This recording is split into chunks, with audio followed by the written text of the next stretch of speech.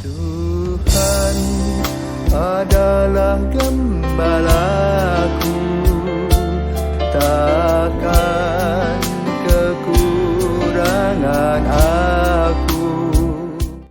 Saudara-saudari yang terkasih, selamat pagi. Salam jumpa lagi dalam Sabda Siap Saji Rabu 8 Maret 2023. Hari biasa pekan kedua Prapaskah.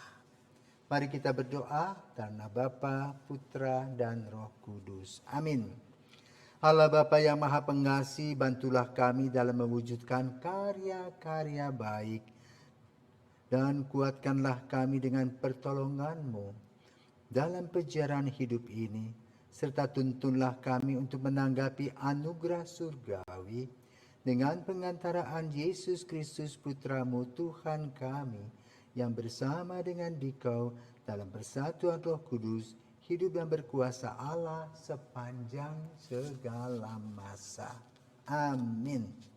Tuhan bersamamu dan bersama rohmu. Inilah Injil Yesus Kristus menurut Matius. Dimuliakanlah Tuhan.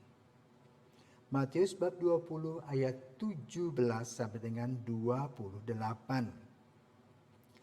Pada waktu Yesus akan pergi ke Yerusalem, Ia memanggil ke-12 murid-Nya tersendiri dan berkata kepada mereka, "Sekarang kita pergi ke Yerusalem, dan Anak Manusia akan diserahkan kepada imam-imam kepala dan ahli-ahli Taurat, dan mereka akan menjatuhi Dia hukuman mati. Mereka akan menyerahkan Dia kepada bangsa-bangsa yang tidak mengenal Allah, supaya Ia diolok-olok, disesah, dan disalibkan. Tetapi pada hari ketiga, Ia akan dibangkitkan." Maka datanglah ibu anak-anak Zebedeus beserta anak-anaknya kepada Yesus, lalu sujud di hadapannya untuk meminta sesuatu kepadanya. Kata Yesus, "Apa yang kau kehendaki?" Jawab ibu itu, "Berilah perintah supaya kedua anakku ini kelak boleh duduk di dalam kerajaan-Mu, yang seorang di sebelah kanan-Mu dan yang seorang lagi di sebelah kiri-Mu." Tetapi Yesus menjawab, "Kamu tidak tahu apa yang kamu minta. Dapatkah kamu meminum cawan yang harus kuminum?" Kata mereka kepadanya, "Kami dapat." Yesus berkata kepada mereka, "Cawanku memang akan kamu minum, tetapi bila hal duduk di sebelah kananku atau di sebelah kiriku, aku tidak berhak memberikannya.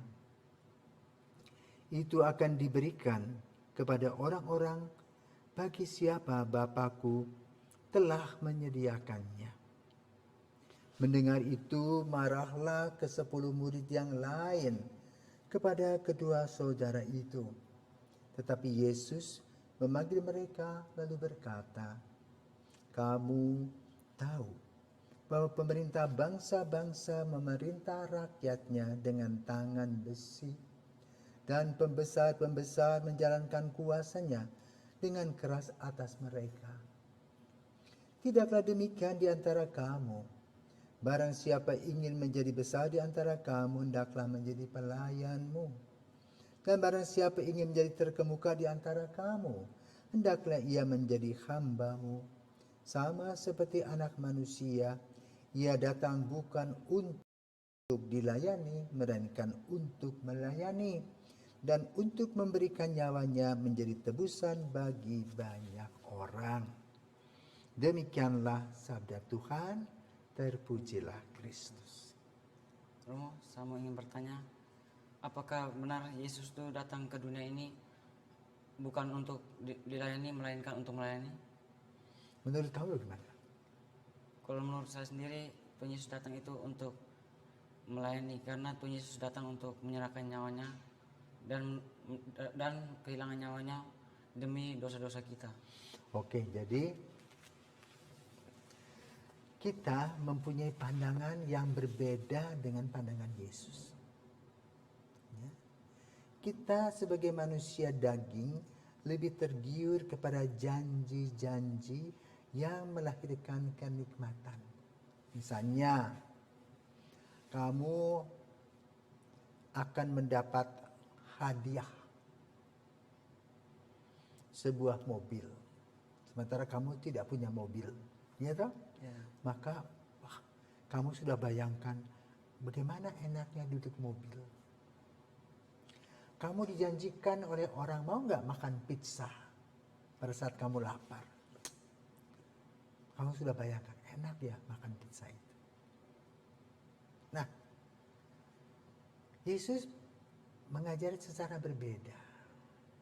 Ya, karena itu pada dalam Injil pada hari ini, Yesus mengumpulkan ke-12 murid. Ya, dan memberitahukan keadaan atau keberadaan dia. Nah, di dalam Injil pada hari ini dimasukkan permohonan ibu Zebedeus, yaitu mama dari Yakobus dan Yohanes. Mereka masih muda-muda, mungkin 13-14 tahun. Yang minta kepada Yesus agar anaknya itu selalu dituntun oleh Yesus di kiri dan di kanan. Artinya tempat yang menyenangkan. Nah, Yesus memberikan pengarahan bahwa untuk mengikuti Yesus bukan yang enak-enak saja. Tetapi apa yang dialami oleh Yesus diceritakan. Dia akan diolok-olok, disesah, disalibkan. Hidup dalam penderitaan. Kenapa? Ternyata hidup Yesus itu menerobos kehidupan manusia yang mempunyai kecenderungan kegelapan, kenikmatan. Maka Yesus mengalami 3 hal di padang gurun, yaitu harta. Kita juga gila harta toh. Pengen punya mobil bagus, pengen pesawat terbang, pengen punya Rubicon, Jeep itu supaya kita bisa kemana-mana. Ya? Ya. Dari mana uangnya nggak mau tahu. Mencuri pun orang ikut, korupsi pun yes. Yang penting bisa membelinya. Harta, tata. Orang juga bisa saling sikut menyikut untuk mendapatkan kedudukan. Ya. Maka sering terjadi pengkhianat. Ya. Kenapa? Mereka ingin naik daun cepat-cepat. Ya. Yang ketiga, tarakanita, wanita.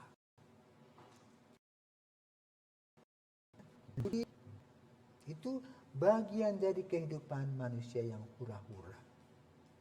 Tapi 3 hal tadi dijawab Yesus bukan dengan mengikuti nafsu-nafsu, harta, tahta, dan wanita, tetapi mengingatkan bahwa manusia bukan hanya hidup dari roti saja. Kuasa Allah yang diberikan kepada kita untuk melayani, bukan untuk jadi bos. Ya.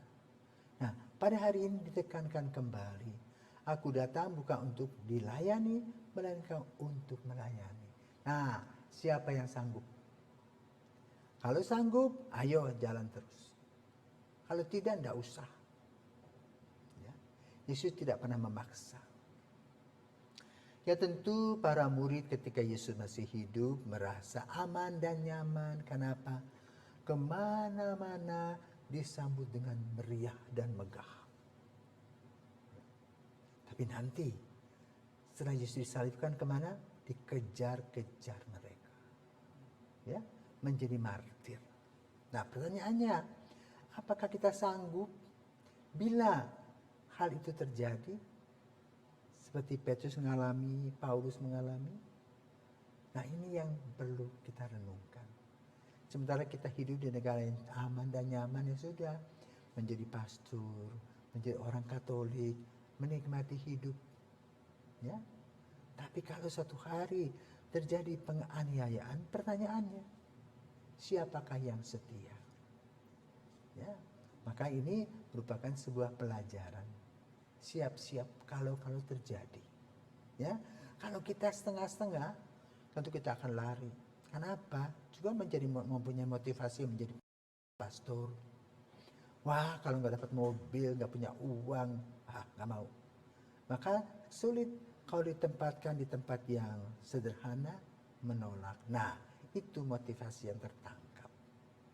Dan motivasi ini diingatkan oleh Yesus agar kita belajar melayani.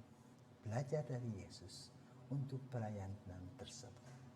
Ya, semoga kita tetap konsisten dan juga punya komitmen untuk melayani dalam langkah-langkah kehidupan kita.